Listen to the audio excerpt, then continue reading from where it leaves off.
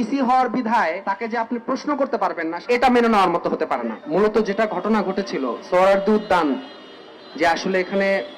মাদক সিন্ডিকেট চলে এবং এখানে যে শাহবাগ থানা থাকা অবস্থায়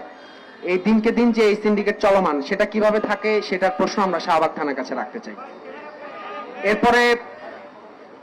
এখানে র্যান্ডম পথচারী যখন হাঁটাচলা করবে, তার যে জীবনের যে নিরাপত্তা নেই, অর্থাৎ একই সাথে আপনি যখন অপরাধী না এটা প্রমাণিত হওয়ার পরও পুলিশ কেবলমাত্র তাকে প্রশ্ন করা হয়েছে এবং শুধুমাত্র ডিসি হওয়ার বিধায় তাকে যে আপনি প্রশ্ন করতে পারবেন না সাধারণ জনগণ, এটা মেনে নেওয়ার মতো হতে পারে না। আজকে ঢাকা বিশ্ববিদ্যালয়ে পড়ার কারণে কিংবা ঢাকা বিশ্ববিদ্যালয়ের মতো প্রতিষ্ঠানে পড়ার পর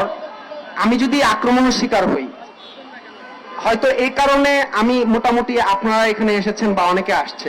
কিন্তু এখানে আমি বাদে যে কোনো একজন র্যান্ডম সাধারণ নাগরিক হতে পারতো, তখন কিন্তু হয়তো মিডিয়া কাভারেজ থেকে শুরু করে এত বড় কিছু হতো না, সবার সামনে আসতো না।